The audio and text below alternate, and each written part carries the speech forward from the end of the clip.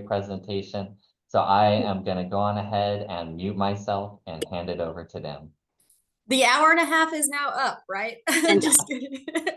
This is really all the information we cared about you knowing here. Thank you so much, Joshua, for reading those bios. I loved the ending of Kendra's when I was reading through it. And so great to know that her last meal would be a pretzel and beer at a baseball field. Loving it. But I'll let Kendra say anything else that she wants to add, and then I'll chime in and we'll get started. Sure. I just love to add kind of my dimensions of diversity when I start a presentation to make the floor a little bit more open. So first is just my general warning and disclaimer that I've got a lot of energy. I look like a cartoon. I act like a cartoon. If you want to put any feedback in the chat, I'll go slower. And I think it's just really important to share that I am first generation college student. I am the family member of 2 people dealing with terminal cancer at the moment. I have 3 adopted children, all of whom are neurodivergent and adopted internationally. So we have a lot of different aspects of flavor to our family, including all of that neurospiciness. So I'm just really excited to be here with everyone today. And I'm a pretty informal presenter. So if a question comes up, drop it in the chat as we go. You don't have to wait until the end, but for anonymity or any other reason, you're more than welcome. And to honor any kind of differences in communication style, also feel free to reach out to Amy and I after. So that's all. Amy, go ahead. All right.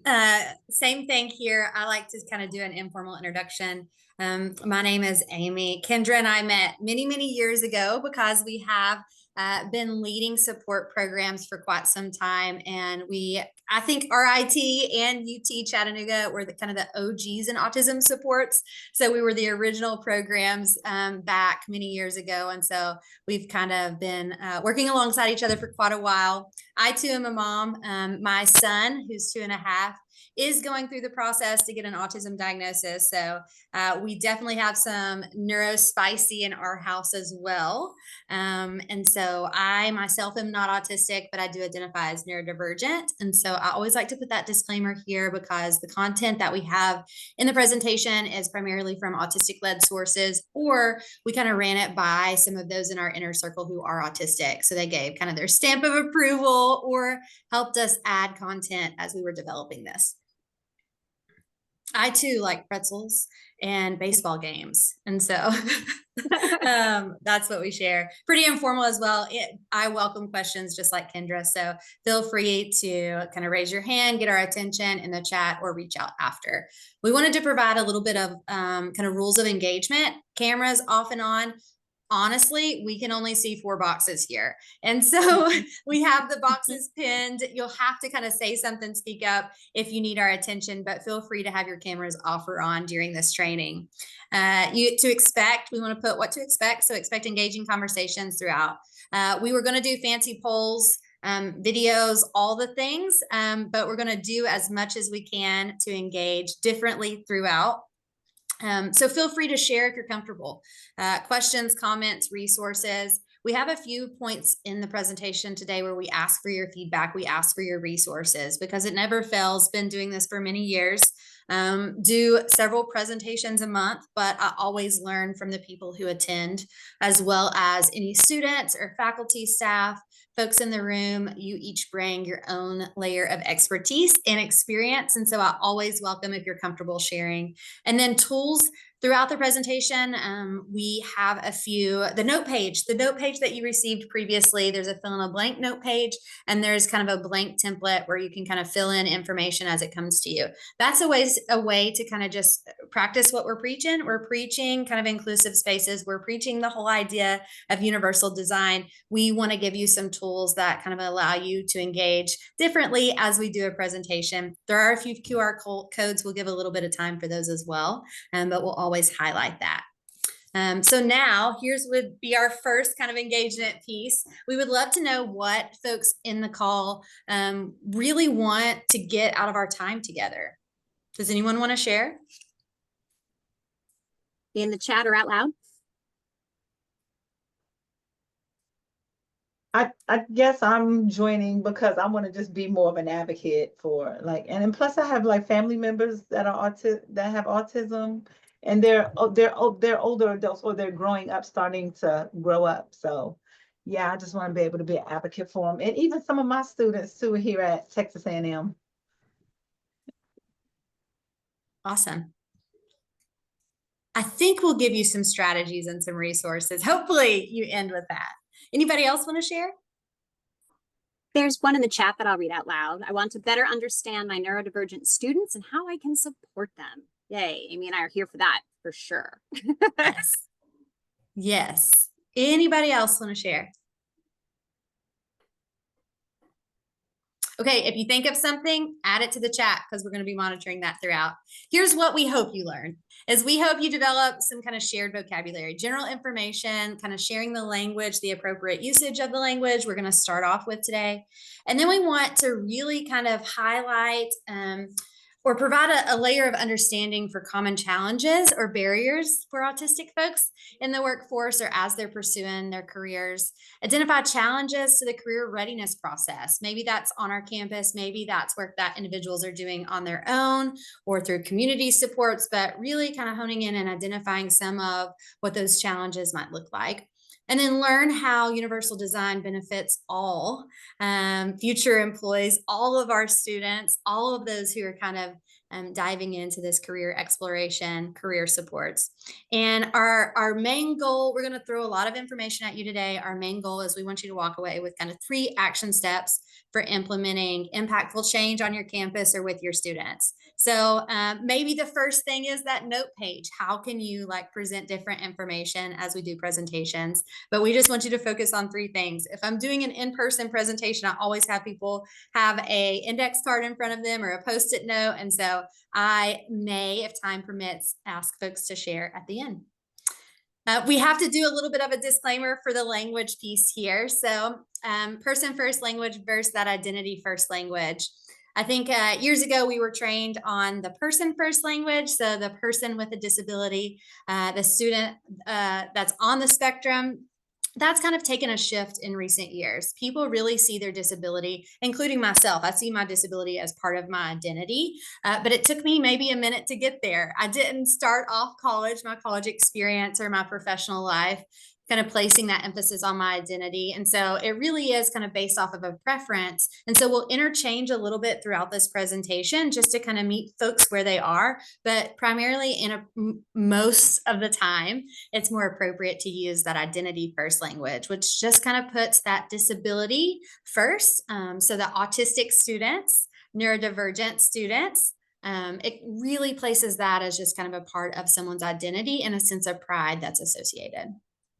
If I could jump in real quick, yeah. Amy, it's that on my campus, we began surveying our students 3 or so years ago about their identity related feelings regarding this kind of language. And when the term neurodivergent first showed up on our surveys, we were in the teens in terms of people who had heard about it or who identified in that way among my autistic students in my autism support program. And now we are well more than like 60% who identify with that kind of language. So at my program, we default to identity focused language. We're also, RIT is known for the National Technical Institute for the Deaf. And so it really mirrors deaf culture and that I am an autistic person. Of course, you always defer to the person. So if they prefer person first, that's what we would do. But our baseline is for that reason. And that really is the trend that we're seeing among our students. Yeah, not just on our like individual campuses, but on an international level as well. For sure. I read an article once, and I can share it at the end when we provide some resources, but it was like 1 in 8 identify as neurodivergent. And it was kind of talking about the age range of students that are kind of that traditional college age. And so 1 in 8 identified as neurodivergent. So really good read that I'm happy to share that resource. But neurodiversity is kind of a framework of understanding the human brain function. It argues that diversity is in human cognition is normal, and that some conditions classified as disability are not necessarily pathological. Neurodiversity follows that social model of disability that outlines societal barriers disable people rather than the people being the problem and the barrier. And so neurodiversity is also considered a natural variation of the human condition.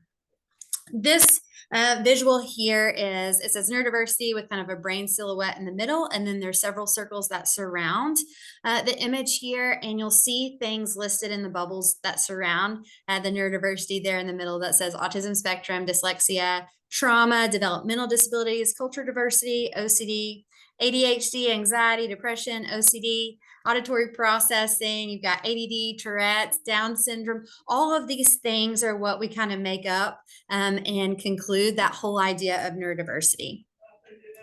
I really like, this is like a shared resource. I always put this into my presentation because when Kendra and I go to present on autism or on just that whole idea of neurodiversity and neurodivergence, we always get the, yeah, but what about all the students? What about the other students? And I love this slide here. This is from a source, it's Dr. Neff's Neurodivergent Insights on Instagram. That's a mouthful. But she does something that's called Misdiagnosis Monday. And you'll see the Venn diagram here where it highlights ADHD, BPD, and autism. And you see kind of the symptomology overlap here. Really, if we go back to this image that I just talked about where those bubbles surround neurodiversity and there's a little bit of overlap, all the overlaps kind of blend in like this. This is like a zoom in version of the image that we saw with all the diagnoses listed around, because it really does kind of highlight that there's overlap in all of these. And when we learn and kind of adapt practices that are inclusive to one, it's really inclusive to a much broader group. So we're not just serving autistic students, although we're going to highlight that throughout today's presentation. The overlap here is illustrated that we're really making an impact and a change for all students. I also like to kind of do like an overview of the neurodiversity impact. It's the neurodiversity spectrum is a slide that you see here, and it's a color wheel that has impacts kind of listed around in the different color sections. This is kind of the impact wheel that I oftentimes use with clients and students, where we talk about how there's a variation in impact that can exist from day to day, but more importantly, from individual to individual. We've all heard the saying that maybe you have, maybe you haven't, that if you've met one person who's autistic, you've met one autistic person. And that's it. Everybody's experience, everybody's impact is a little different. And this color wheel kind of highlights that. Again, variation can be from day to day, and it can be from person to person. And so we don't want to kind of create these stigmas where every autistic person experiences exactly what we're saying. We're saying some of the kind of typical expression or impacts as we present today are what we're highlighting. I also like to think of this too as, if anybody's ever heard of the cup theory, I meant to have a cup here in front of me, but I have my Stanley cup and you can't see through it. But the cup theory is kind of like we all operate with kind of the capacity, which is like the barriers and the parameters of the cup. We all carry day-to-day stressors. Everything that might have every impact that you see kind of listed around, whether it be a sensory or a social impact or environmental sensitivity, all of those things kind of add liquid to our cup. And sometimes our cups get pretty full. Our capacity is at its limit. And then maybe one thing will happen that will kind of overflow that cup and overflow that liquid in the cup. And what happens when that happens, like if we have a drink and it overflows, things can get a little messy. And when they get messy, it's okay. We can clean them up and find some strategies to kind of regulate to bring it back to where it's at a capacity that can be regulated. That's exactly what I like for folks to kind of think about when we're thinking about that neurodiversity spectrum, this impact wheel here.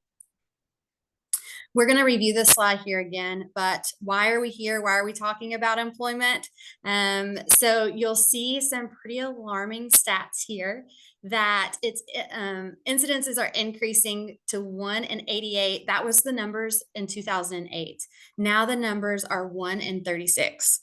So 80 to 85% of autistic college graduates are unemployed or underemployed, and just 22% of autistic adults have employment of any kind.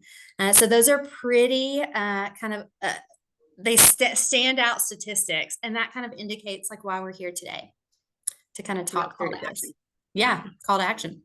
National statistics, autism diagnosis 1 in 36, that's done at 8 years old. And so we think that we're seeing an increase on our college campuses, but the reality is we're still seeing those like 1 in 58 numbers. In the coming years, we're going to see more and more students coming to our campuses that have an autism diagnosis, just because that prevalence that we are kind of tracking now of 1 in 36, that was those 8-year-olds haven't aged into our space yet. And again, I mentioned this article here, but 1 in 8 identify as neurodivergent, and that's about 42.9 million Americans. Autism is defined, hopefully you've heard of it, but it's defined as a neurodevelopmental disability that impacts how people experience the world around them.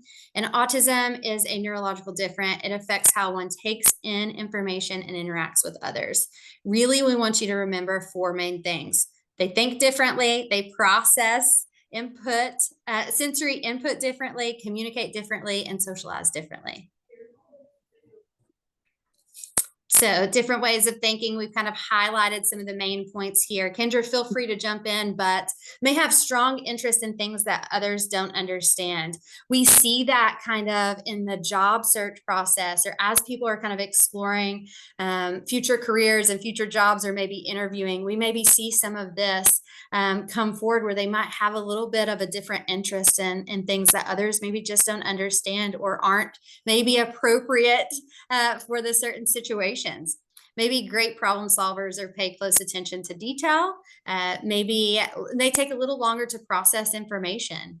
May have difficulties with executive functioning, which we're going to dive a little bit deeper into to understand what we mean by executive functioning and give you some resources for that. And then may not understand the impacts that they have on others. So that whole idea and concept of theory of mind.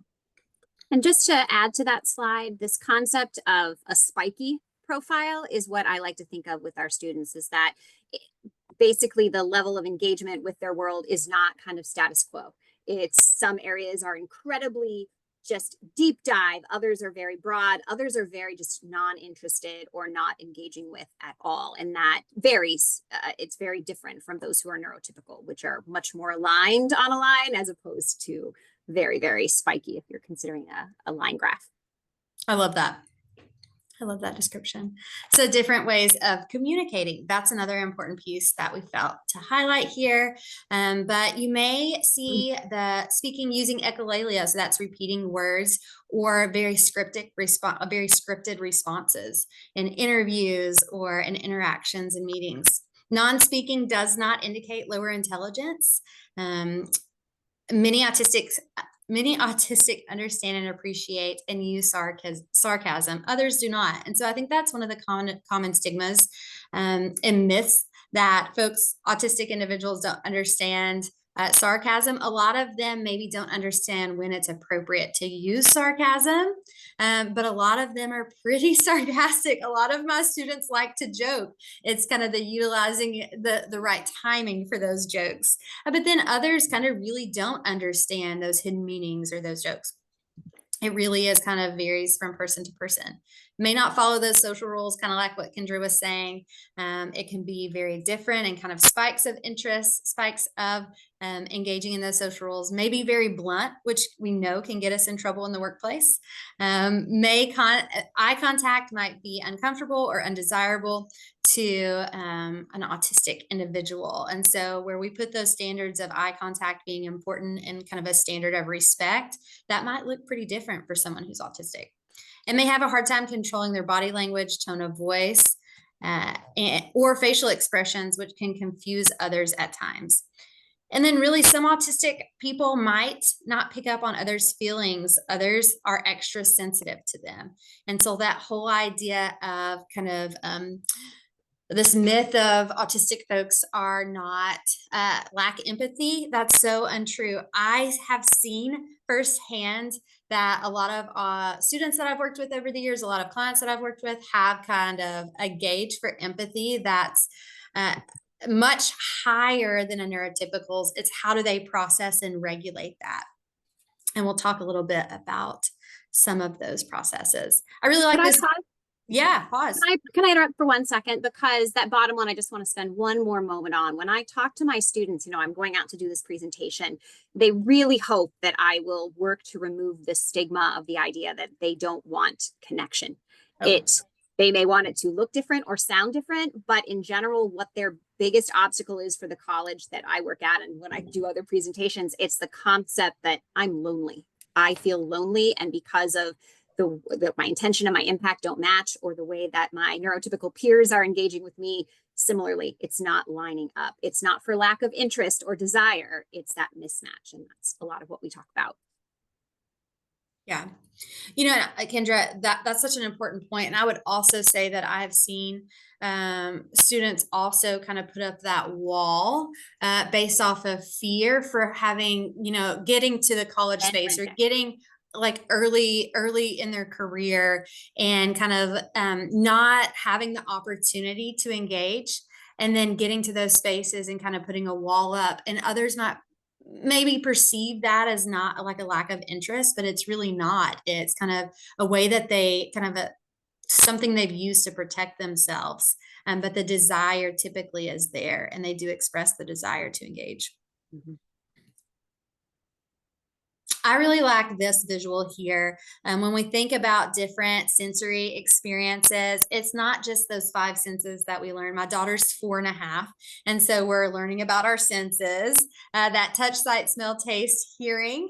It's not just those senses. Yes, the touch, it can be hypo or hyper sensitivity to things. They can feel things much larger and much bigger, or they can feel things not as intensely. And kind of a numbness, right? The sight can have heightened visual sensitivities, smells, hyper or hypo, really on all of these categories, but it's also including kind of the way our body moves, our perception of movement, and how we feel pain, how we tolerate pain, and then just how our body engages holistically, not just those 5 senses that we think about, but we really have to think of that hypo and hypersensitivities. And one of the kind of easiest really accommodations that can be done in the workplace is really kind of identifying what sensory impacts might exist. That's kind of a low cost, easy kind of workplace accommodations, is kind of exploring what sensory impacts might be there and being able to accommodate folks within this region. Okay. How many of you guys, this is kind of like loosening up a little bit, right? How many of you guys have phones that look like this? Okay, I see Thomas, you're on my screen right now, not to call you out, but I saw you raise your hand. I have a secret to share with all of you in this call. This is my phone. This is my phone, and I want to share this with you because we're about to talk a little bit about executive functioning.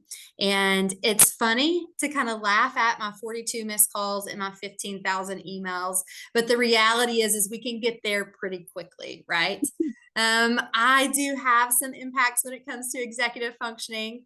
And so that was a little kind of fun way to introduce it. But how do we define executive functioning? I can't tell you. Here's a QR code up in the corner too. So if you're interested on kind of where you score after I talk about what executive functioning is, take this little assessment here. It is from the Smart But Scattered folks, and it kind of ranks your executive functioning impacts. And it allows you to kind of see where your impacts are in areas of improvement. So if you have time, we also provide the resource at the very end. But executive functioning is defined as kind of a complex mental process of cognitive abilities. It includes that working memory, impulse inhibition, and reasoning.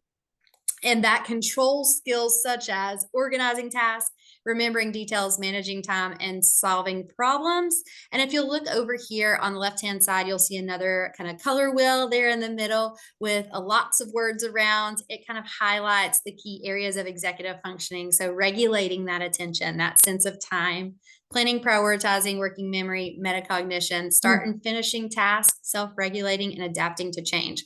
All things that are really essential in this college space, but even more so when the structure of college kind of goes away and we get into our careers. Executive functioning is a very important thing to be mindful of and develop strategies around when we know that we have some of these gaps. And so if your phone looks like this, here's the deal. I was a director for many years. I had a really great admin.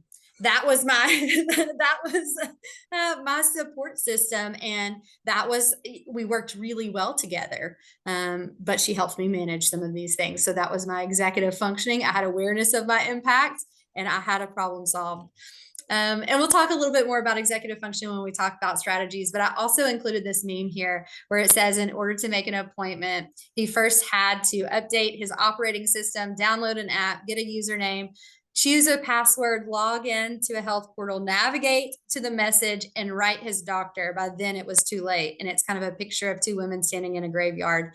Sometimes that's what the job search process looks like. Sometimes that's what our students feel like when they're trying to submit an assignment. I'm an adjunct instructor too, so I get it on both ends. But if folks really do struggle in some of those areas of executive functioning, it can be really heavy to do that simple application or apply to that job, because most jobs have additional steps embedded within the application process. And so just kind of an awareness and just having an awareness of that kind of allows you to explore what your processes are. And then Kendra's going to talk to us a little bit here in a second about some strategies and how we can explore those.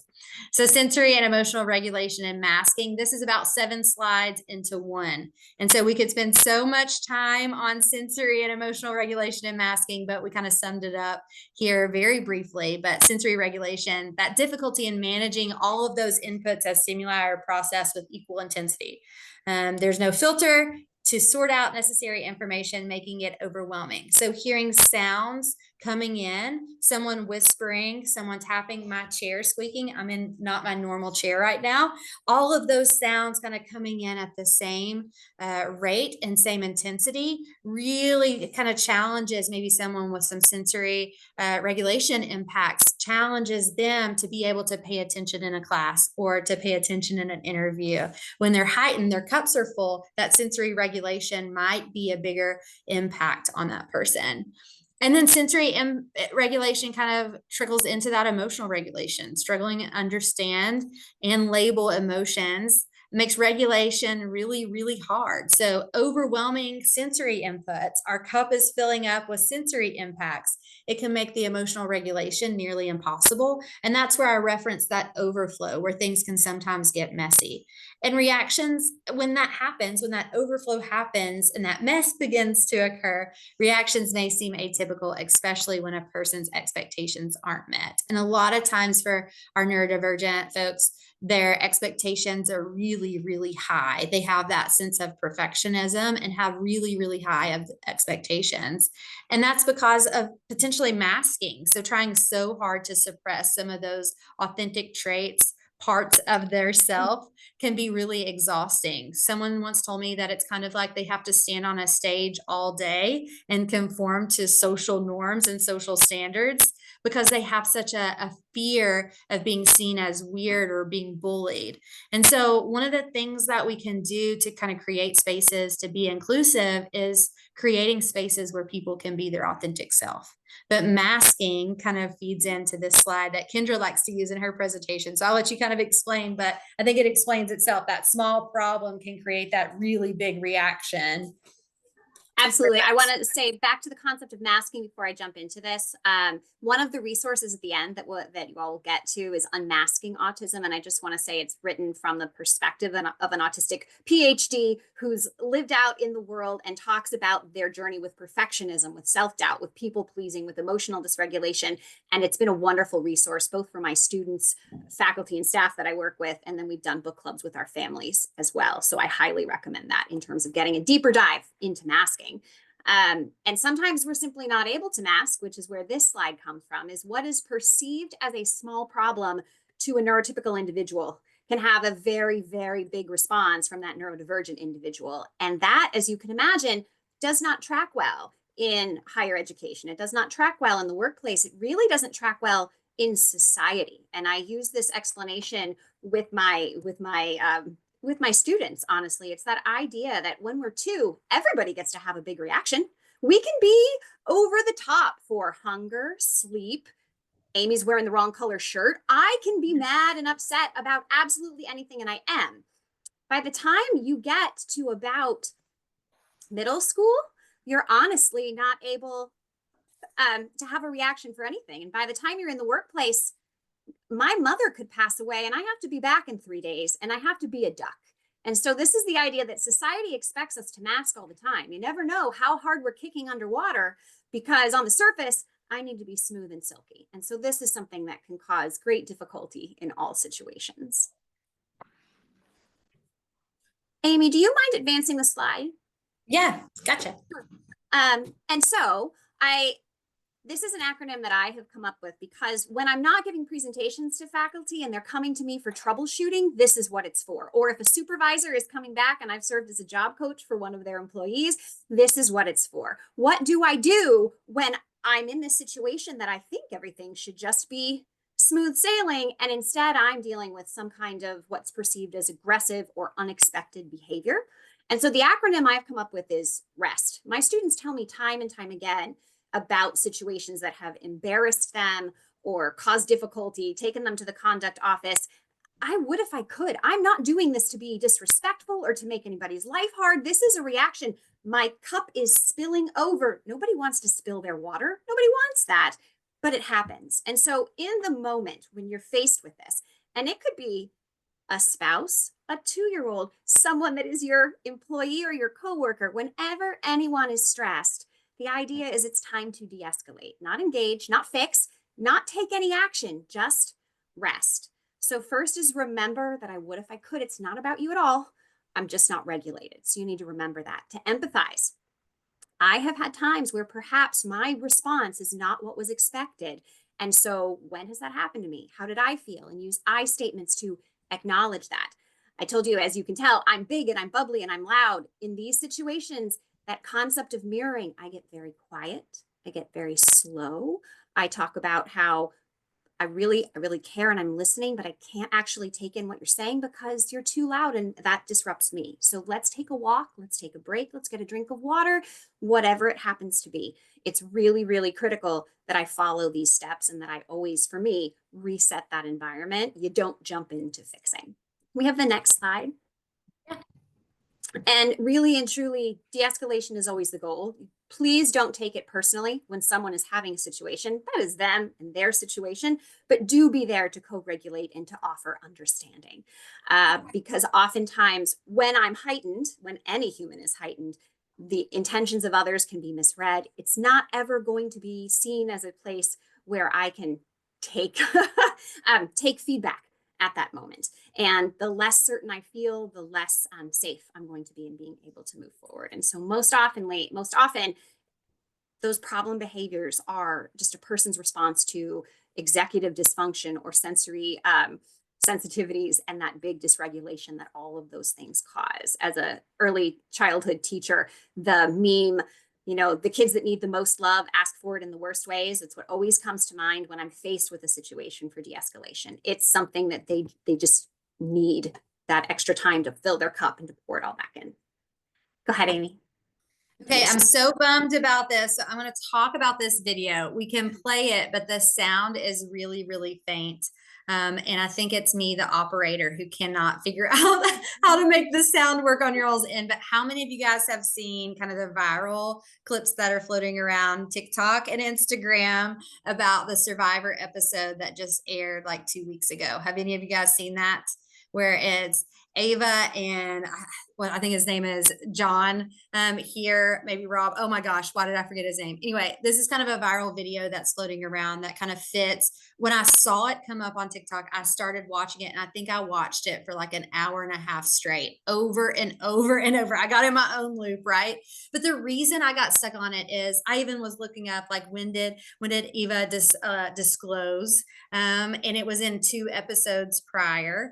But this clip right here is after a challenge. Eva was the last one to finish. She made it. No one panicked. She made it. They did not get anyone in their kind of group eliminated. But Eva was really, really trying. And you could tell that the pressure was kind of building up. And she started to have a cup that was overflowing. And she had disclosed previously to one of her teammates. And we'll talk about how she disclosed a little later. But she had disclosed, and he kind of locked in because he noticed some of the behaviors that she had shared with him were indicators of kind of being overwhelmed and kind of getting to that messy state of an overflowing cup. The challenge was over. The team jumped around and celebrated and were cheering. And watching it, that 20 times that I've watched it, I'm like cringing because I'm knowing that like touching and engaging her in that moment was probably the exact opposite of what she needed. But you could tell she was beginning to get heightened and more heightened, and it was becoming so much input.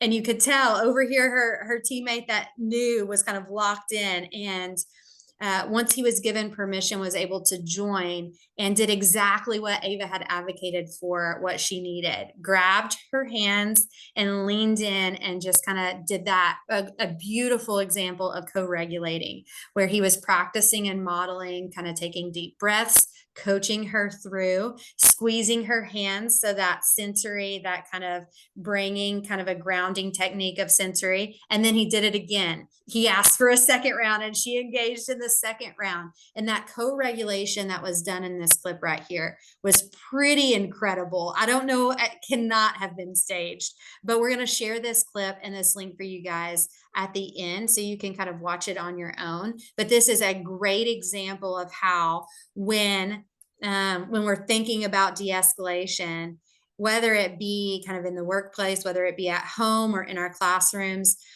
maybe not this exact way, right? Because each individual is different, but that co-regulating, it models it beautifully in this clip. And so I see only Thomas here. Anybody else see this clip and just like really get into it? Okay, all right. We're gonna do a little bit of kind of a case study scenario here. So I'll let Kendra get us on this one, where Graham, we have a student named Graham. Graham is one of our favorites, right? He's a third year. He's crushing it with his GPA. He comes wearing all the right pieces, but they're kind of in an unexpected manner. He's got a beard that's pretty well kept, but there's always food in it. I can tell what he's had for lunch. He walks into my office and I can see it. I can probably smell it. And at this point, Graham has sent, he is the kid that took me at my word. You need to send 10 applications a week at minimum, and that's all a numbers game, and you got to do that. And unfortunately, Graham, with all of the stuff he's got going for him, has just 1 or 2 interviews. He's got no offers. He's starting to panic. He doesn't know what's going to happen next. And when he shows up in your office, he's incredibly agitated. He's talking louder and faster than I am right now. And, Graham's a little bigger than me. So his body language is coming across as maybe just a little scary or aggressive. What you gonna do? Team, class, how do we support Graham? How do we support ourselves? What are the suggestions that we do in this situation? This does require a little engagement. So chat time or take off your mic time. Also, Christy got me in the chat. Joe was his name on the Survivor. I messed it up. Oh, fantastic. Fantastic. What do we do about Graham?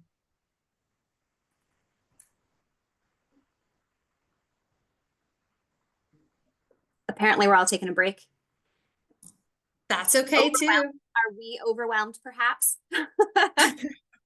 We've got one in the chat that says, calm him down. Calm him down 100%, right? Because is he going to be available if his cup's already running over? Is this when we talk about resume strategies or practicing my interview, or the fact that you're wearing a suit, but you've got this lapel up like one of those 1980s guys with a jean jacket? So no, what do we do to calm Graham down? What are the steps that you would go through? We have something in the chat that says, I would talk to him with care and explain what other people might be expecting. Tell him in a calm voice, you understand he's upset, so we can bring it down a bit. And then kind of a brushing technique is also mentioned. Possibly, right? So it depends on how well I know Graham, right? If Graham has come and confided in me like the characters in Survivor, I might know exactly what to do. The reality in the workplace or on the college campus is I don't know exactly what to do, so I have to do it more broadly.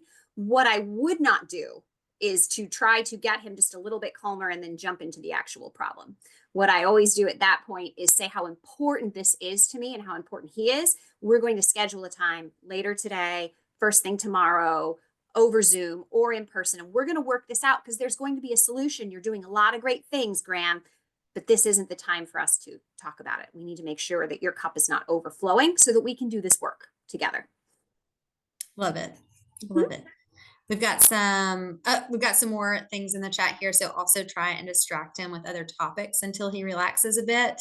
Yes, I have some students who have told me when they get overwhelmed, they like to watch puppy videos or something that's a quick thing that if I can kind of sense, like Joe did with Ava, if I can kind of sense that things are getting a little stressful, I can invite and just say, come to my office, watch a puppy video, and that de-escalates. So then it's at a more manageable level. And so for each person, not everybody likes puppy videos, but it can be a puppy video. Great ideas. Yep. All right. We ready for the next slide? Yeah. Let's jump into the next section. So now we're going to talk a little bit about just kind of closing that employment gap. Here's that slide again, Kendra. Here is that slide that it's not so nice that we're repeating it twice, because it really is, in fact, the call to action is that it's wonderful that we have more and more students that are making that transition from high school to college, but now it's college to career, the next frontier. And how do we ensure that our students are getting that critical employment piece, and how are they keeping it? And so that's what we're going to go through in this next section. The first, kind of question is like, why is this happening? Why is it so much more difficult to place our autistic students, to get that co-op experience or to get that first job? And the reality is that most of my autistic students at RIT, they come to campus, and just in general, they're lacking early work experience, that first babysitting job, the first employment at the McDonald's or the gas station or the Dunkin' Donuts that my 3 high schoolers all have right now. That's not commonplace. And so there's no professional foundation upon which to build to manage those techniques. Many students, and therefore, job seekers, their autistic students are lacking confidence in either their readiness for employment, specifically if this is a co-op, because my students often share, well, I don't have every single thing on that job description, and therefore I'm not prepared. That rigid thought process, the perfectionism to want to know everything to perform really, really well, that lack of confidence is very difficult. The socially nuanced hiring process. You have to kind of interpret the body language of your interviewer. You have to know how much to say and when to say it and what pace to say it. And are they feeling comfortable? And is it the time for the joke? That socially nuanced process really puts our neurodivergent students at a disadvantage. The lack of understanding and process for support and advancement. The meme that Amy showed at the beginning about all those steps to turn something in. If we think about the job process, first of all, if I already lack confidence, searching for a job is not for the faint of heart. It doesn't matter if it's your first job, if you're mid-career, it does not matter. It is painful. It's a numbers game, and you just might not be right. Even at my age, that's hard, right? Even at our ages, that's hard. When it's your first job and you've had a lot of failure, that feels bad. And to keep going requires those multiple steps. Well, I have to find the right places to apply. Then I have to figure out their application process. And is this through Handshake? Is this through LinkedIn? Is this through Career Connect? Is it through all of these places? Oh, and I'm supposed to have a resume that's tailored to each of these different jobs. And I could keep going. And I haven't even gotten the interview yet. That's not to deal with all the scheduling and the back and forth. And our students don't have executive assistants like Amy and I do to keep us moving forward, right? And so we have to put as many supports in place as we can to help that system move straight forward.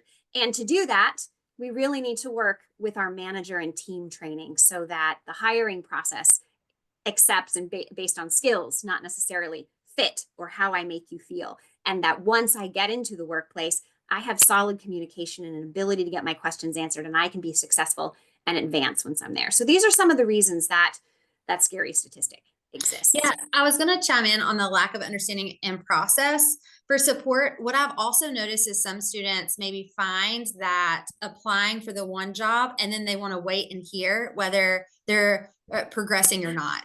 And so they'll apply for one job and wait before they apply for another, where some of us might apply for 10 at a time because we're kind of in the groove and then hope that one pans out. Some students apply and think that they need to wait because they don't want to apply to multiple places because this one could be a really good potential.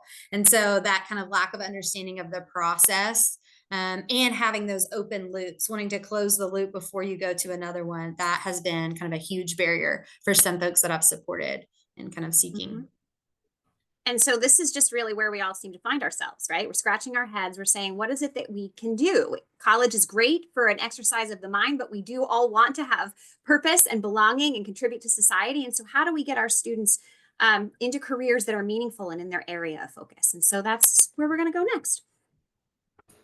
So here are some really straightforward things that I learned early on, is that I can make no assumptions. We all, I think, have heard that cute little analogy about what happens when you assume, what it makes of you and me. That has I've had egg on my face way too many times. Like the idea of how you dress for an interview. First, I think it's really important to acknowledge that different industries dress differently. However, we're always expected to look groomed and put together. And even if I now get to wear sneakers with my suit, they have to be polished sneakers, not the ones that I just trudged through the mud with. And so that is just one example of the multitude of things that need to be explicitly discussed, is what am I going to wear? Say yes to the dress. How is that going to go? And I made this joke earlier about how I might have all the right pieces, but I'm wearing my suit with my lapel turned up like a 1980s jacket. And I say that because I've run a whole mock interview session with 15 students, and they all had the right pieces. None of them were quite the way one would expect walking into the interview. One went so far as to have his up for real, and then it became an epidemic. They all started doing it. Now, how they mismatched what they had on, but decided that this was the cool thing to do, one can't tell. And it has to be addressed, right? We're not going to worry about standing on social rules or I might hurt someone's feelings. You really have to address that to let everyone know what's going on. It's also really important to complete that inventory ahead of time. The idea that I do need all of these pieces. This is my plan. Here's where I get them. If it's coming from home, if it's coming from, like we have a Burns closet on campus where you can borrow professional wear, but making sure that this baseline is set is very, very important. And I share this because there are social norms that are to be expected. Does that mean that I always have to follow them? I don't. And I'll say this repeatedly throughout these suggestions. I don't always believe in the rules of the game. I don't like the rules of engagement for the way interviews work, but I do always like to know the rules so that I can decide if I'm going to follow them and what I can possibly do differently. Like I play to win. We're all playing to win here, and I need to decide what's right for me. So I just want to make sure that each of my students knows exactly what's expected of them. I jumped to the middle because that's where the image was, but I think it's also really important to address communication differences. If something is going on with one of my students and I can tell right away that it's going to cause a problem, I've had more and more mentors throughout my career. I talk too fast. I don't control my face very well. Like these are things I know about myself that when I go into these situations, I either need to own it up front. Sometimes I need to own it up front and also then recalibrate while I'm in the situation, right? It's just knowledge is the answer. The more you know, the better you do. And then this is my favorite description of executive functioning. It's like the primer to the slides that Amy had showed about all the different pieces. I started talking about executive functioning in my first grade class, and this is what has followed me throughout. Confirm the details of the interview, because executive functioning, every single brain in every single situation walks into a room and we stop. And that means that we are assessing space, time, objects, and people. And all of us, and I bet if you took Amy and I together, we would have different strengths in each of these areas. Think about your partner if you have one. Think about your kids if you have one. Think about your parents when you live with them.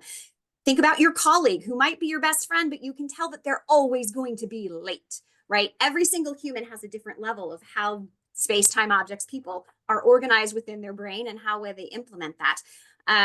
This is one of those examples of spiky profile, right? I am super great with time and people. Space, nope. Organizing my desktop or my iPhone, nope, none of those things.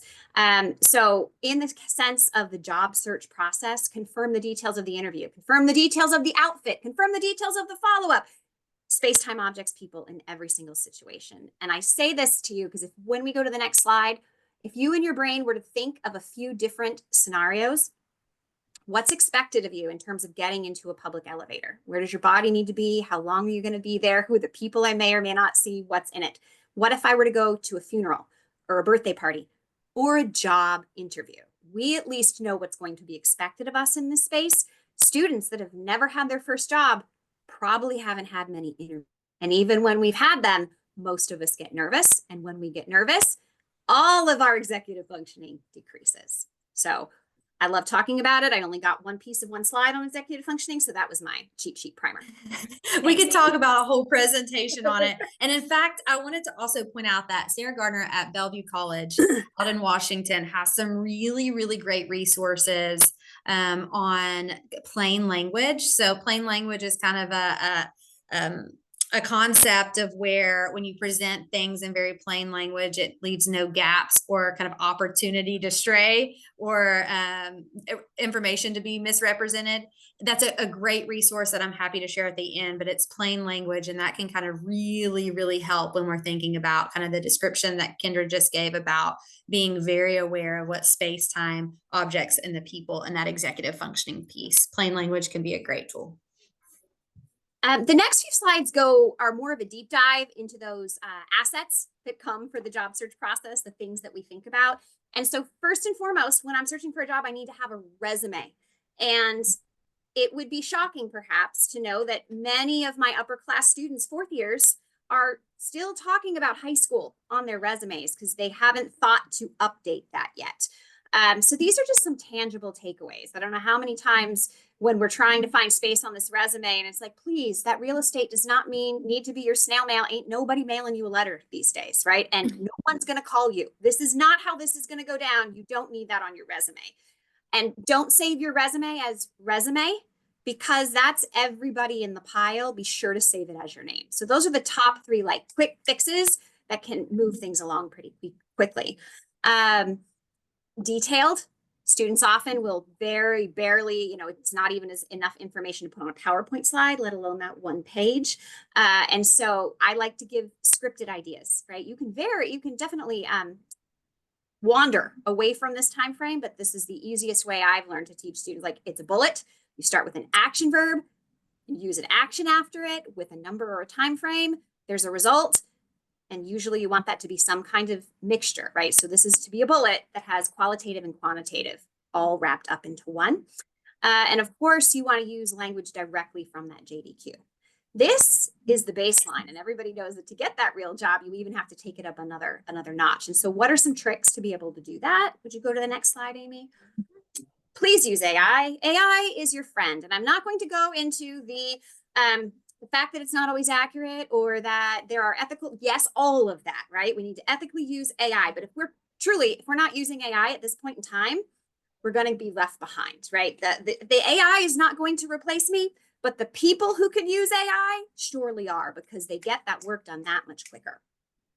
Here are my tips that I teach students. And again, they can say, no, thank you, I'm not using it. But I believe in working smarter, not harder. So step 1, build that base resume. When you go into AI, you can create in Gemini, it's called a gem or a persona if you're using Copilot or ChatGPT. This is a mid-level professional who serves as the director of the engineering department. They will be hiring one co-op. Like you write the little blurb first, and then you say, what kind of skills is this particular person looking for me? And then you share your skills and you say, now combine this to make me a resume. And you've got your first, and it'll look pretty. And you just copy that into a document. And then the highlighted area, repeat and refine because it's not done and it's not accurate. And it's like a little egg hunt. If you're comparing this to a video game, right? There's an Easter egg buried in there. What did AI mess up? Oh, it made my name wrong. Or, oh, the years are wrong. And then you get to go back to it and say, nice try. I appreciate your effort. Now I need you to. You just keep doing that. That's your base. Now I have a beautiful base that's already refined. And I have the jobs that I want to apply to. So I'm still the hiring manager. I have my base resume. I now upload the JDQ, and this AI is going to create everything that I need from that JDQ. And again, it's not done. It's a repeat and refine and change. And then as always, trust but verify. That's what the repeat and refine is all about because it tries really hard. It's not always accurate. So yeah. I tried to click. Twice. Yeah. AI can be really useful in this piece too, right? Interview prep, asking your AI once you build, kind of practicing those interview questions. So the interview prep is like perfectly fits right in here. So Yeah, that's the way that we kind of walk through the Yeah. progressions. Where is the student? Like if I'm thinking about Graham, where does he fall in the pieces that he has done? So I like to start with low stakes, right? If I'm a perfectionist and I'm rigid and I'm doing something that makes me anxious, I'm not ready to go out on the floor yet, right? I think in the medical field, it's like see one, do one, teach one. And so I like to watch other people interviewing before I'm going to ask them to do it myself. And so members of my team have done mock interviews to go through some of those behavioral questions. We have a lot of hiring managers come in, and rather than doing that, as the hiring manager starts interviewing my team, I let my team of talent interview them, like that informational interview. And so they get to practice asking questions and seeing what that's like and what the flow is, so that they have more and more experience. Remember space-time objects, people? And I said, we all think in our head, okay, if it's an interview, here's what it's going to look like and what it's going to sound like and what it's going to feel like. And so if you start first by watching others, then by putting others on the spot, you get a really good sense without ever having been threatened or failing. So to go in kind of that reverse order is incredibly important. And then when you're ready to do it yourself, the trick is you need to always use that STAR method. And I use AI to do that. I promise you, there's always the same 5 questions. It doesn't matter what job you're interviewing for, but there's 5 questions, 3 of which are going to be picked about the behavioral questions. And when you've watched enough and you've done reverse interviews, you realize that. And so it's not just, oh, Kendra or Amy, whoever your coach happens to be teaching you. The more you do it, the more you realize, oh yeah, I should just have this prepared and up my sleeve and practice. And to just accept, no one wants to write out their answers. No one wants to have that tight 10, but that is how you get the job. You need to be able to go through that STAR method and script it and let AI do the work, and then refine and practice. And once you know what the questions are, and once you have your STAR answers, there's even virtual assistants that you can go back and forth with. You can give them an answer, and then they'll practice with you in a non-threatening way. And then finally is the real practice. Practice in front of the mirror. No one's going to do that. We can't hold them accountable. Practice in your room. Most of the jobs that I have my students going for co-ops have a higher view process where they send you 3 questions and you have to record, kind of like Amy and me right now, looking into the camera and answering the question. For everything I do in my program now, that is the application process. Answer these 3 questions on video. And it always starts with, describe yourself as an asset. Why should we have you along on this service learning project?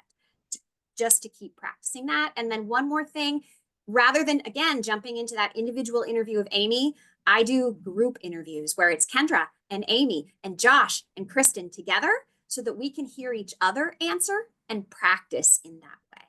And so that is my little 101 on interview prep. I've got 3 additional things that I might throw out there. One of them is, how you were talking about kind of what to wear, making sure that, being prepared for the interview. I think that everybody rushes out and buys kind of an interview outfit, right? Everybody, like moms, kind of rush out and buy that interview outfit. It's so important when you have potential sensory impacts. You're already heightened. Your nerves are pretty heightened because anyone's nerves are heightened in an interview. But if we think about that cup capacity, if there's sensory impacts that we can kind of proactively kind of regulate. So getting comfortable in our clothes, comfortable in the shoes, all of those things can play a big role in kind of keeping that regulation inside of that cup without it overflowing. And so kind of wearing what you plan to interview in, being realistic with some of the practice runs. I can't tell you how many times at my university that folks would go into the Career Center and they would make up a job that had nothing to do with the student's kind of path they were taking. And that would be their mock interview. That's not a realistic practice. And in fact, this student maybe went back time after time and had the same person. It's really good that when we get to that final stage of interview prep to switch it up so that person's not as familiar and is giving that very honest and direct feedback to the student. It's safer to be given in that context than when they're really going for that job they've dreamed about and just not having kind of that awareness. So those are 3 things I wrote down as you were chatting, which kind of lead into the be direct. And it's the perfect segue into this, because people do, in fact, remember how we made them feel more than what we say in the direct quotes. And so I stress that the goal of an interview is for you to keep the interviewer comfortable. And I know that sounds like masking. That's not what I'm saying, but it is the idea that feelings in this case matter, because most of your neurotypical interviewers really are looking for what is the right fit. How am I going to enjoy working with this person? And so there's two big things that I like to talk about there. One is, as always, be direct, make the unspoken expectations explicit. It's just instruction. We need to know what they're probably walking into so that they can proactively address it. And this is where, if I'm wearing the suit wrong, I need to know that, as Amy said, before I go into the big dog interview. If I'm misrepresenting my skills, I need to know that before I go into the big dog interview. I'm not helping someone by trying to spare their feelings. That doesn't give you a blanket to be rude or any, but you have to be direct. You have to say what that place was. And that's why when I start with having students watch an interview, I kind of give them a rubric, and we call it the 8 C's. Is it confident? Is it competent? Is it concise? And so students can kind of rate what they're seeing so they know what to expect when they get feedback on themselves. And then in terms of how do I keep someone comfortable? Well, my role as the practice is to point out the things that might make someone else uncomfortable so you can decide if you're going to address it. And if so, when and how, right? If I'm a person, honestly, I probably veer in the other direction, is I'm going to hold eye contact too long and make you think I love you. That's probably where I'm going to go wrong. And that needs to be addressed up front, right? And so that can be addressed by Amy practicing with me so that I am looking away, or it could be me owning it in the first place. I talk about that with students, specifically with fidgets. I make sure that it's a quiet fidget and not someone that's going to sit there making the noise with their pen. But if I'm going to have that marble in my pocket, I like to point out that I think best when I move. And so you're going to notice in this interview that I'm constantly moving my fingers or swirling my ring. It's because that's what optimizes my performance and my ability to answer the questions today. If I'm a person that takes an extra processing time, and I have students that, as a teacher, I was always taught to count to 5, count to 7, count to 10 before you interrupt. If I have students that I need to count to 15 or 20, I say to them, I really urge you at the beginning of this interview to say, I'm a very thoughtful person and I organize my thoughts methodically in my mind before I share them. It's going to be worth the wait, and I want you to not be uncomfortable, but just know in advance, it's going to be a little bit of a wait for you. So just whatever that language is going to be, but practice that ahead of time. You need to own your strengths, and you need to be self-aware enough to describe yourself as an asset and say, here's what I need and here's how I provide it for myself. Amy, did you want to jump in? No, I just keep thinking like, so I'm a therapist, and I'm neurodivergent, right? So I do, Kendra, you just touched your hair, but when I am like finding myself straying, or I'm really trying to kind of process what a client's telling me, I grab my hair and I spin it. And that's an indicator that we're trained to think that someone's bored or disengaged. And so I, as a professional in the field, will tell my clients, hey, I don't like, you don't have to look at me, but I need you to know something about me. I'm very easily distracted. So if I grab my hair and spin, it's kind of my own fidget. And that is very appropriate in the context of the work that I do. People are, that's also a way to get them to feel more comfortable with their own differences or their own kind of strategies. So I will point mine out all day long. I'll hold a pen and say, I'm going to jot down and draw as you talk, because I can optimize my response and engagement. I model those things in the context of just being a professional and being in front of folks who we need to model that it's okay to kind of voice when you need to advocate for yourself in those moments. And so I was just thinking of kind of how do I do that in the context of work? Right. And so that idea of voicing what you need brings us to the concept of disclosure. And okay, so here's another video clip. It's a 2-minute clip. The audio, I'm so sad, you guys. I promise I'm going to give you the link. As soon as I got in that spiral of watching that like co-regulating clip that we talked about with Joe and Ava, I was like, okay, when did Joe find out? Like in my mind, I was having this whole conversation with myself, and I like and I was like, my husband was like, what's going on? And I'm like, I'm searching for Ava's disclosure. And so I was typing and I found it, and Ava goes on kind of a hike. You know how on Survivor, if you've watched it, they kind of go off into the woods and they talk one-on-one. It was beautiful, you guys. It is a great example of kind of disclosure in the workplace, or kind of creating space and how and what it should look like when folks disclose. What happened was Ava kind of confided in Joe because she kind of felt a connection and thought that she could trust him. She said, hey, I have autism. This is what that looks like. This is kind of my journey to getting here. This is why I don't want everyone to know that it's my story and I plan to tell them when I'm ready. But I needed someone to know while I was here, while I was kind of navigating this, if you see these things, this is what I need from you. And Joe responded so beautifully. He said, when you do get in that heightened state, what can I do to support you? And that kind of invited Ava to respond in a way of saying, here's exactly what I need. I'll let you know. Thank you so much. And that was it. I mean, of course, there's video editing and such, but it was just beautiful because she trusted one person. She disclosed to Joe. He didn't do anything with it. He just sat with that information. Then the challenge happened and he saw her begin to dysregulate and he locked in. He locked in and really was trying to make that eye contact connection of like, I've got you, let's regulate at a distance. And she couldn't get that connection with him. And then they got to engage and interact and he got to support her. But then he also did nothing with that. He didn't try to explain the situation. He went back to his group and he waited till Ava kind of came to it and said, hey, it's my story and I'm ready to share with the group. And so it was just kind of a beautiful kind of timeline of how disclosure could happen in the workplace. Great response from Joe. Awesome job by Ava kind of modeling that for folks. And so I strongly encourage you guys to kind of watch this, maybe watch the disclosure and then the de-escalation, but I watched them interchangeably. I'm telling you for like an hour and a half. But we did want to also to provide some disclosure, kind of an understanding of disclosure and some strategies here that we'll let Kendra do. Sure, because it's an incredibly personal process, and my upperclassmen, we have discussions about this every single group session. Like, what does disclosure look like? And it is uniquely personal for each person. Some students, this is my identity, this is who I am. Everybody around me knows this. Some don't tell any, and I have a couple of our student leaders that are really strong advocates, and they speak up very emphatically that I don't tell everyone in the workplace because I think I will be treated differently. So people feel differently. They approach this differently. We often talk about it in group, kind of like this game. This is a board game that you can buy. I've never seen it. I'm not trying to support it, but it's that concept. There was a TikTok meme for a while.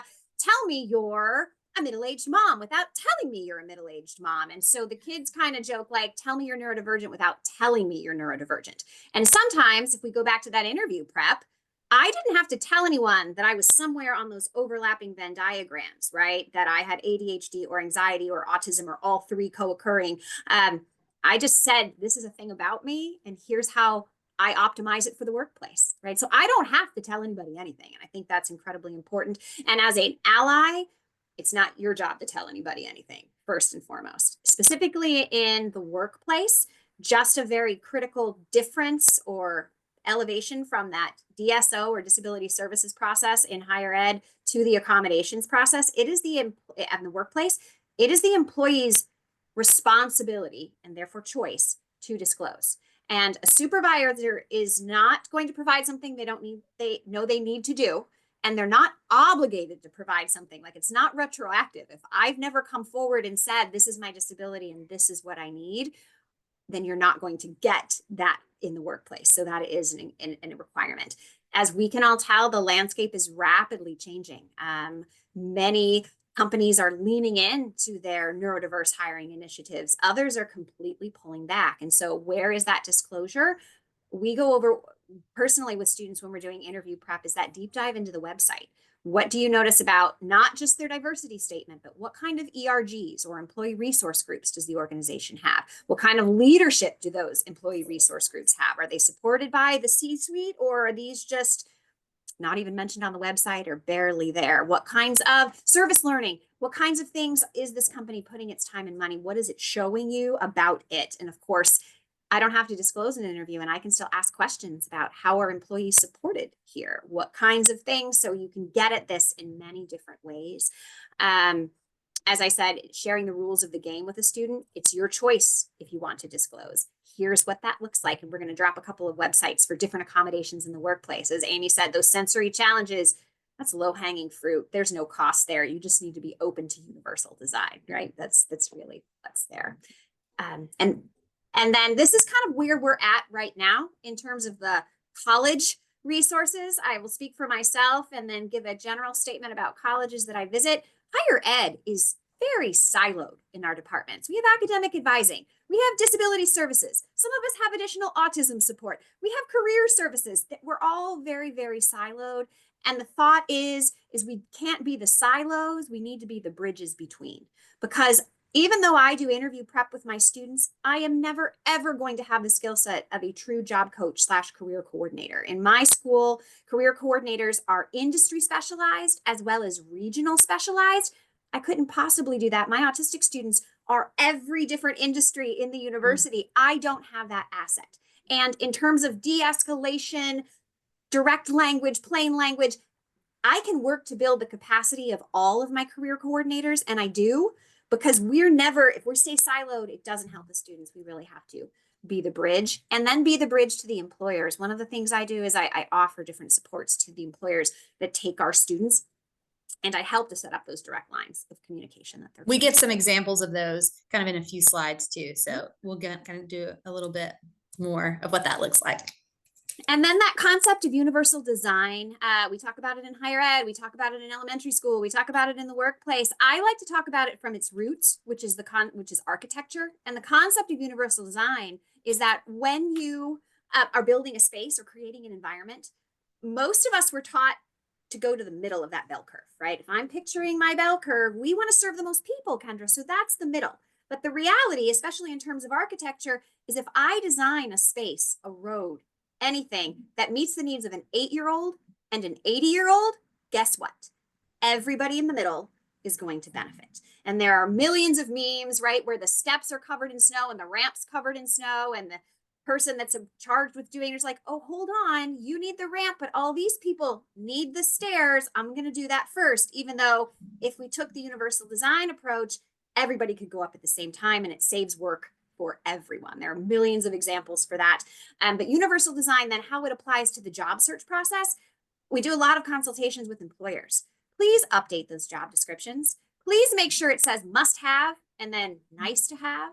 And give some kind of triggers for students to know what is it that I really need to do, because I'm not going to apply to it. There's all those statistics that, and I don't remember the rate, but the incredibly elevated rate, it's almost 2 to 1, that a man will apply for a job that he doesn't meet all of those criteria for over a female. If you were to add autistic person to either of that mix, I'm not applying to any, maybe one job because I don't feel qualified. Mm-hmm. So updating those job descriptions to focus on must have versus nice to have, and then very specific with the skills, very, very important.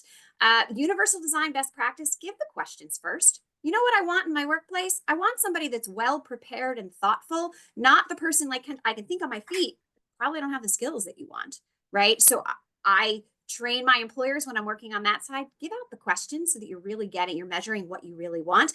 And then I train the students like, this is something that it's okay to ask for. The worst they're going to do is say no. And then what does that tell you about how much you're going to disclose?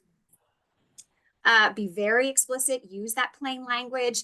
Don't ask things as a question if you really mean them as a statement. Don't leave that nuance in there, because then you're going to think that I'm being rude to you when I actually say no to a question that you meant as rhetorical and it wasn't even a question in the first place.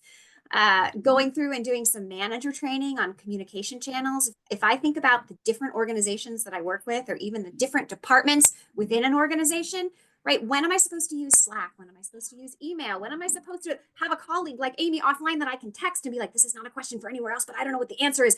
And where do I elevate it to my boss? Like, these are things that's just about best practices for management, not neurodivergent versus neurotypical. This is just best practice. And then lastly, please think of those sensory challenges or sensitivities. Job fairs make me go crazy, and I'm an extrovert, right? Let's just think about what we can do to modify it. I'll giggle because there's some stomping and clapping outside of my office right now, and all I want to do is giggle because they're not being sensory mindful of my impacts right now. But here's another, what would you do, right? So Graham is in his 3rd year. He's a student in your class. We love Graham, really great GPA. He wears acceptable clothing. But sorry, your faces are in front of me. We met Graham, right, Amy? We met him. Yes, we met Graham. Here he is again. What do I do now in terms of getting him job ready? He's regulated. He is ready, but still, I'm getting a couple of interviews, but I'm not getting any offers. Where's the hiccup? What can I do to help him through this? He's fixed the food in his beard. Right. So what are we Well, going I to do? hope so. All I know is he's regulated. So what are Okay, the you're right. right? I'm monitoring the chat here, so feel free to chime in or unmute yourselves to kind of just share what do you think we do with Graham.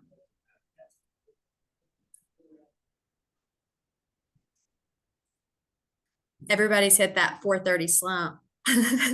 That's okay. Invite him to practice interviewing. Yes. You could also, as Amy was giggling, right? You could address what he's wearing at first. Like, let's see what's happening. Because if I'm doing the work, number one, this is not a kid that's not doing the applications, right? And he has gotten interviews, which to me says, I'll take a look at that resume, but it's probably not the resume. It must be the way he's interviewing, right? So if he's coming in disheveled with food all in his beard, that's an easy fix. Step one. And then, yeah, let's go into some interview practice and potentially more of that interview reviewing before I have him jump right into what it is he's doing, unless I have him record it to do it another day.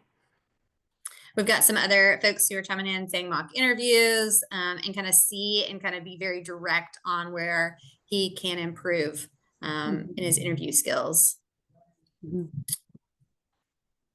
All of those really good responses.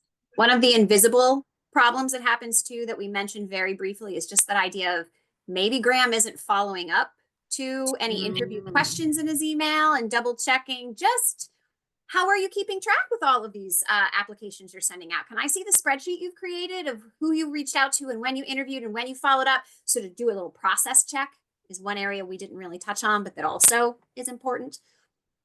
Yeah, those spreadsheets to track. We kind of have kind of a template that we use and just kind of even like proactively identify how long do I wait before I follow up, or what is kind of the wait time in the period there. And that kind of helps prevent folks from just applying for one and then closing the loop. They have that detail of like what the wait time is, and even a scripted response that if like a response comes in for a second interview, how do you balance it while you're interviewing for another? And so just that worksheet can really help kind of dive into some of those other barriers. We keep templates for those saved in Absolutely inbox, and often AI generated them for me in the first place. Right, smarter, not harder. Okay, so we're getting really close on time, so we want to hit a few takeaways and strategies here. How's everybody doing? Okay, all right, we're going to keep going unless someone tells us to stop. So just a few takeaways here. We want to make sure that folks are really being mindful of some of those sensory challenges, that executive dysfunction and dysregulation, communication differences, and just kind of giving some extra thought to your processes and how you're exploring these potential impacts with students. Being very direct in your feedback, open and honest. I always ask students, I know I have students who might, or maybe are a little more sensitive than others. And so I always ask, do you mind if I give you some pretty like direct feedback here? And when they invite that, then I'll share, you know, like what I might change my outfit a little bit, or, you know, did you practice kind of your hygiene routine before you went in for the interview? Are you following it? That very direct feedback? I ask for permission sometimes if I think it's going to potentially make them uncomfortable, but I also say that it's because I care about them so much that I want them to have all the information. But as an employer who's interviewing too, like be very direct with your expectations and also what you're looking for. Avoiding those assumptions, that assuming kind of method that Kendra talked about. You know what happens when you assume for you and me, just being careful with assumptions and asking others to kind of review your processes to make sure. Sometimes we're not aware that we've left gaps or we're not being direct or clear because we see it all the time. And so always, you know, enter it into ChatGPT and say, check to make sure this is in plain language. Am I missing anything? Or have a peer kind of review it as well. But do your best to avoid assumptions, implementing that universal design, and offering some coaching if you can and have the capacity. But the coach on talent in that self-advocacy piece. Like I said, I model that for folks that I interact with frequently, because a lot of times there's that fear associated with advocating for maybe what the impact or what the need may be, but just kind of creating as much as you can that safe space for students to feel comfortable in doing that. And like Kendra said, kind of bridging some of those silos that exist in our work, not just within our own like higher ed community that we have, but higher ed to career and industry as well. Kendra, do you have anything to add here? I think you hit that nail right on the head, and that concept of coaching to self-advocacy is, Kendra, you got to work on that face. I know COVID was good for the mask, but right, like what will I say to address that in advance? Just that kind of advocacy. When you make that face, I perceive it as this. That's a layer of feedback that I would give a student. And then we want you guys to be also able to share some of your takeaways. Do you all have any takeaways that you want to share? It's back to those, one of our things we wanted you to leave with 3 things, 3 actionable items. We've got some additional resources, so we want to leave some time to kind of just briefly talk about those, but we would love to hear kind of some of your takeaways.